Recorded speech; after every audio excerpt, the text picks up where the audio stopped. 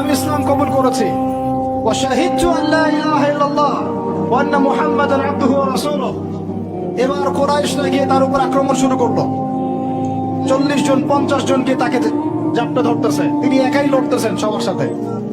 একজন এসে পরামর্শ দিচ্ছেন, ওই যে আপনারা যারা হিকমতের দোহাই দিয়ে কাপুরুষতাকে আড়াল করতে চান তারা শুনেন ওয়াজটা ভালো করে। যারা হিকমতের দোহাই করে কাপুরুষতাকে আড়াল করতে চান তারা শুনেন। উনি এসে বলেছেন যে আফালা কুনতা কাতামত, তুমি কি ইসলাম কবুলের এই বিষয়টাকে গোপন রাখতে পারতা না? কি দরকার ছিল এভাবে প্রকাশ্যে বলার? কি দরকার ছিল এভাবে কাফেরদের সাথে একটা দ্বন্দ্বে জড়ানোর?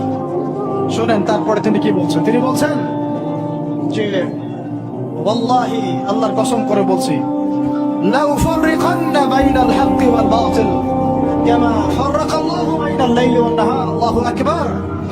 তিনি বলছেন আল্লাহর কসম করে বলছি, আমি রাত এবং দিন আল্লাহ পাক যেভাবে আলাদা করে দেন এইরকম করে আমি সত্য আর মিথ্যা আলাদা করে দেব ইনশাআল্লাহ।